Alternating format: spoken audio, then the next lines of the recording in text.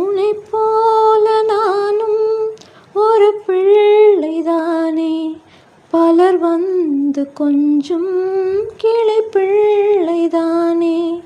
உன்னைப் போல நானும் மலர் சூடும் பெண்மை, விதி என்னும் நூலில் விளையாடும் பொம்மை.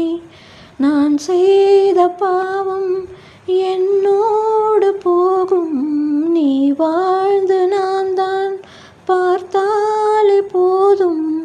இந்நாளும் எந்நாளும் உல்லாசமே, வாய்ப்பேசிடும் புல்லாங்குழல் நீ.